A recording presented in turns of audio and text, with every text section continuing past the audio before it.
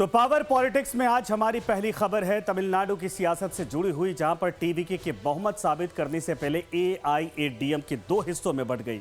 इसमें एक धड़े ने टीवीके को समर्थन का ऐलान कर दिया है। अब जाहिर है कि इससे टीवीके को संजीवनी मिल गई और फिलहाल के लिए संकट के जो बादल लग रहे थे वो छट गए हैं। लेकिन सवाल यह है कि यह सब हुआ आखिर कैसे। राजनीति के धुरंधरों को अगर कहा जाए विजय ने अपनी चाल से कैसे मात दे दी और एआईएडीएमके में टूट की असल वजह क्या है। तमिलनाडु के पावर पॉलिटिक्स के इस समय इसमें देश का ध्यान कैसे खींचा जा रहा, देश कैसे इस पूरे घटनाक्रम ध्यान लगाकर देख रहा है, इन तमाम सवालों के जवाब हम पावर पॉलिटिक्स के जरिए समझाने की कोशिश करेंगे। तो कहते हैं कि सियासत में ऊंट कब किस करवट बैठेगा कुछ कहा नहीं जा सकता। तमिलनाडु की राजनीति में इस समय कुछ ऐसा ही देखने को मिल रहा। कल तक जिस विजय को बहुमत साबित करने के लिए राजभवन से 3 बार लौटा दिया गया, एक एक सीट का जुगाड़ करने के लिए मुश्किलों का सामना करना पड़ा, आज उनके पास बहुमत के जादुई आंकड़े से कहीं अधिक विधायकों का समर्थन मौजूद है, संख्या है। 10 मई को ऐतिहासिक शपथ ग्रहण के बाद अब 13 मई यानी कि कल विजय को बहुमत साबित करना है, जिसे लेकर अब तक कई तरह के कयास लगाए जा रहे हैं। क्योंकि प्रदेश की सियासत में नई नवेली पार्टी टीवीके की सरकार कई छोटे दलों के समर्थन से बनी है, लेकिन इस बीच एआईएडीएमके में बड़ी फूट सामने आई और एक गुट ने टीवीके को अपना समर्थन देने का ऐलान कर दिया। इसकी घोषणा एआईएडीएमके के नेता सीवी षणमुगम ने किया है और बताया जा रहा है कि सीवी षणमुगम ने के साथ 30 विधायक मौजूद हैं। उन्होंने अपने बयान में कहा कि हम जनता के जनादेश को स्वीकार करते हैं। यह जनादेश टीवीके के लिए नहीं बल्कि विजय के लिए है, इसीलिए हम टीवीके सरकार को अपना समर्थन देते हैं। अगर हम डीएमके के साथ गठबंधन करते तो एआईएडीएमके का अस्तित्व ही समाप्त हो जाता। षणमुगम ने कहा कि मेरी एआईएडीएमके तोड़ने की कोई मंशा नहीं है और एडप्पादी पलानीसामी ही हमारे नेता हैं। आपको बता दें कि इस बार के विधानसभा चुनाव में एआईएडीएमके को केवल 47 सीटें मिल पाई हैं, लेकिन पार्टी में फूट के बाद अब पलानीसामी गुट के पास महज 17 विधायक बचे हैं। अब सवाल उठता है कि टीवीके के बहुमत साबित करने से पहले एआईएडीएमके में फूट क्यों हुई। तो इसकी वजह बताते हुए दरअसल षणमुगम ने कहा कि हमने एआईएडीएमके की स्थापना डीएमके के खिलाफ की थी। 53 सालों से हमारी राजनीति डीएमके के खिलाफ रही। इसे देखते हुए एक प्रस्ताव रखा गया था जिसमें सुझाव दिया गया था कि डीएमके के समर्थन से एआईएडीएमके की सरकार बनाई जाए। हालांकि हमारे ज्यादातर सदस्यों ने इसे अस्वीकार कर दिया और इसका विरोध किया। अगर हम डीएमके के साथ गठबंधन करते तो एआईएडीएमके का अस्तित्व ही समाप्त हो जाता। यानी जिस समय टीवीके को बहुमत साबित करने के लिए बार बार राजभवन से लौटाया जा रहा था, उस समय एआईएडीएमके और डीएमके के बीच सरकार बनाने को लेकर खिचड़ी पक रही थी। लेकिन एआईएडीएमके का एक ऐसा पक्ष यानी इस पक्ष को राजी नहीं था और अब पार्टी में फूट हो गई। लेकिन बात इतने भर से नहीं है। दरअसल पर्दे के पीछे की कहानी बताती है कि विधायकों को अपने सीनियर नेताओं में विश्वास नहीं रहा। पिछले 5 चुनाव से लगातार पार्टी की हार हो रही और इसमें 2019 का आम चुनाव, 2021 का विधानसभा चुनाव, 2024 का लोकसभा चुनाव और 2026 का विधानसभा चुनाव भी शामिल है। इसके अलावा पार्टी को 2025 में इरोड उपचुनाव में भी हार का सामना करना पड़ा। 2024 में पलानीसामी का बीजेपी से मतभेद भी एक वजह बताई जा रही और एआईएडीएमके के वरिष्ठ नेताओं का कहना है कि 2024 के लोकसभा चुनाव से पहले गठबंधन पर हुई बातचीत के दौरान एडप्पादी पलानीसामी ने कथित तौर पर बीजेपी के वरिष्ठ नेताओं का अपमान किया था। तब से दिल्ली के साथ उनके रिश्ते खराब हो गए और इसके अलावा 2026 चुनाव में बीजेपी को कमजोर सीटें दी गई। बागी नेताओं ने आरोप लगाया कि पलानीसामी ने विधानसभा चुनाव में बीजेपी को 27 ऐसी सीटें दी थी जिन पर जीतना लगभग नामुमकिन था। इससे राजनीतिक तौर पर बीजेपी को कमजोर करने की कोशिश हुई और इसके अलावा कई और दूसरी वजह भी है जिससे फूट देखने को मिल रही। लेकिन राजनीतिक इतिहास इस बात का गवाह है कि इससे पहले भी एआईएडीएमके में बड़ी फूट हुई है। साल 1987 में एमजीआर की मौत के बाद पार्टी में फूट हुई। 2017 में जयललिता के निधन के बाद पार्टी 2 धड़े में बंट गई और 2018 में टीवी दिनाकरण ने एमएमके पार्टी बनाई थी। और बता दें कि तमिलनाडु में 1967 के बाद पहली बार डीएमके और एआईएडीएमके के अलावा किसी तीसरी पार्टी की सरकार बनी है। 1967 में डीएमके ने कांग्रेस को हराकर पहली बार सत्ता हासिल की थी। साल 1972 में एमजी रामचंद्रन यानी कि एमजीआर ने डीएमके से अलग होकर एआईएडीएमके बनाई और तब से दोनों दल बारी बारी से सत्ता में आते रहे हैं। इस दौरान कांग्रेस, बीजेपी, पीएमके, डीएमडीके जैसे कई पार्टियां उभरी, लेकिन कोई भी डीएमके एआईएडीएमके के प्रमुख प्रभुत्व को समाप्त नहीं कर पाई। इस तरह पिछले करीब 59 सालों से तमिलनाडु की राजनीति डीएमके और एआईएडीएमके के इर्द गिर्द ही घूमती रही, लेकिन इस बार टीवीके का करिश्मा ने हर किसी को सोचने पर मजबूर कर दिया। पहली बार चुनावी मैदान में उतरे टीवीके को 108 सीटें मिली हैं।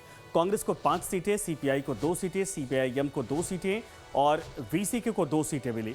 आईयूएमएल को 2 सीटें मिली हैं और इन सभी छोटे दलों की मदद से टीवीके को 121 विधायकों का समर्थन पहले से है। इधर अब कल विधानसभा में वोटिंग के दौरान साफ हो जाएगा कि टीवीके के पक्ष में और कितने विधायकों का समर्थन आता दिख रहा। तो तमिलनाडु में टीवीके चीफ थलापति विजय ने सरकार तो बना ली, पर उनकी सरकार पर चुनौतियों के बादल लगातार मंडरा रहे। रविवार को विजय के शपथ ग्रहण की तस्वीरें और फिर उनके 3 बड़े फैसले ने हर किसी का ध्यान अपनी तरफ खींचा है, लेकिन बहुमत का संकट अभी भी विजय के रास्ते का रोड़ा बना हुआ है। सवाल यह है कि कई छोटी पार्टियों के समर्थन पर टिकी विजय की सरकार कितनी टिकाऊ और मजबूत और असरदार होगी। राजनीतिक गलियारों में यह सवाल इसलिए चर्चा में है क्योंकि विजय को सरकार बनाने के लिए जितनी भी पार्टियों का समर्थन मिला है, उन सभी का डीएमके के साथ गहरा रिश्ता रहा है। खबर तो यहां तक है कि विजय की सरकार बनाने में स्टालिन ने मदद की, क्योंकि समर्थन देने से पहले लेफ्ट पार्टियों ने स्टालिन के साथ लंबी चर्चा की थी। तो फिलहाल यानी कहा जाए कि हर कोई यह सोचकर हैरान है कि महज 2 साल पुरानी पार्टी टीवीके ने दशकों पुरानी पार्टियों को कैसे मात दे दी। रियल लाइफ के हीरो विजय रियल लाइफ के हीरो कैसे बने? सियासी पंडित इसका जवाब तलाशने में जुटे हैं, लेकिन फिलहाल सवाल बहुमत के शक्ति परीक्षण का है। राज्यपाल ने टीवीके को बहुमत साबित करने के लिए 13 तारीख का समय दिया है। दरअसल तमिलनाडु में सरकार बनाने के लिए बहुमत का आंकड़ा 118 है, लेकिन टीवीके को चुनाव परिणाम में 108 सीटें ही मिली हैं, यानी बहुमत के जादुई आंकड़े से 10 सीटें कम। ऐसे में सरकार बनाने के लिए टीवीके ने 5 अन्य पार्टियों से समर्थन लिया है। इनमें टीवीके 108, कांग्रेस के 5 सीटें, सीपीआई की 2 सीटें, सीपीआईएम की 2 सीटें और वीसीके की 2 सीटें, साथ में आईयूएमएल इसके पास भी 2 सीटें। कुल मिलाकर 121 का ये नंबर हो जाता है, यानी टीवीके के पास फिलहाल बहुमत से 3 सीटें अधिक हैं, लेकिन ये आंकड़े सिर्फ कागजों पर हैं। सीएम विजय को इस बहुमत को विधानसभा में साबित करना होगा, लेकिन इससे पहले 12 मई को स्पीकर का चुनाव होना है, जो इस बात की तस्दीक है कि टीवीके बहुमत के आंकड़ों को लेकर पूरी तरह आश्वस्त है।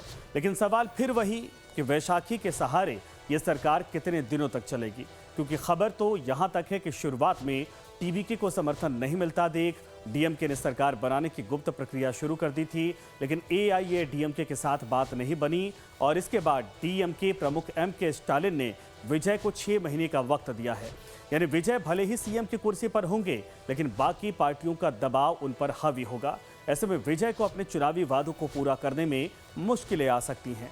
हालांकि मुख्यमंत्री की कुर्सी पर बैठते ही विजय ने कई बड़े फैसले ले लिए हैं, जिसमें गरीबों को 200 यूनिट फ्री बिजली, महिला सुरक्षा दल और एंटी ड्रग्स स्क्वाड बनाने के आदेश पर दस्तखत किए हैं। 200 यूनिट मुफ्त बिजली, घरेलू उपभोक्ताओं की योजना को मंजूरी, फ्री बिजली चुनावी वादों में से एक प्रमुख वादा था जिसको पूरा किया, और महिला सुरक्षा के लिए स्पेशल फोर्स का गठन के भी आदेश दिए जा चुके हैं। नशा मुक्ति बड़ा मुद्दा बनाया गया था, जिसके लिए एंटी ड्रग्स टास्क फोर्स यानी एंटी ड्रग टास्क फोर्स को मंजूरी दे दी गई और राज्य में ड्रग्स माफिया पर आते ही नकेल की तैयारी शुरू कर दी गई है। राज्य के वित्तीय स्थिति पर श्वेत पत्र जारी करने की बात कही जा रही। कर्ज के बोझ को देखते हुए राज्य के वित्त पर एक विस्तृत श्वेत पत्र जारी किया जाएगा सरकार की तरफ से। और तिरुचि ईस्ट विधानसभा सीट से उन्होंने खुद इस्तीफा दे दिया, क्योंकि 2 सीटों से चुनाव लड़े थे। जोसेफ विजय ने मंत्रियों और नेताओं को चेतावनी दी कि सत्ता में मनमानी बिल्कुल भी बर्दाश्त नहीं की जाएगी। इसके अलावा थलापति के नाम से मशहूर विजय को जो 2 बड़े वादे थे वो पूरे करने हैं, जिसमें शादी के लिए लड़कियों को 8 ग्राम सोना देना ये कमिटमेंट था, नवजात बच्चों को सोने की अंगूठी देना पैदा होने पर, और ये दोनों चूंकि एक बड़ा वित्तीय भार राज्य पर है, ऐसे में विजय के सामने बड़ी चुनौती है कि आखिर इन दोनों को कैसे वो मैनेज करते हैं। कुल मिलाकर अभी चुनौतियों की भरमार है, जिससे पार पाना विजय के लिए आसान नहीं होगा, खास करके तब जब सरकार बैसाखी के सहारे है और राज्य का बजट, जैसा खुद टीवीके कहती है कि 10 लाख करोड़ का इस वक्त कर्ज है सरकार के ऊपर, और ऐसे में खजाना अगर खाली है तो सरकार आखिर कैसे ये भरपाई करेगी। हालांकि वहां की महिलाओं का यहां तक कहना है कि उनको इससे फर्क नहीं पड़ता, क्योंकि विजय ने जो कमिटमेंट किया था कि वो देंगे, चाहे वो अपनी कमाई से दें या सरकार के खजाने से दें, लेकिन उन्होंने जो वादा किया था उसको पूरा करना होगा। तो फ्री वीज के जो वादे तमिलनाडु की राजनीति में देखे जाते हैं, विजय उन वादों के सहारे कहा जाए कि सत्ता की सीढ़ी तक पहुंचने में कामयाब हो गए, लेकिन अब वही बड़ी चुनौतियां सामने आ रही हैं। वैसे में जब कई दलों के समर्थन के साथ फिलहाल सरकार उन्होंने बनाई है।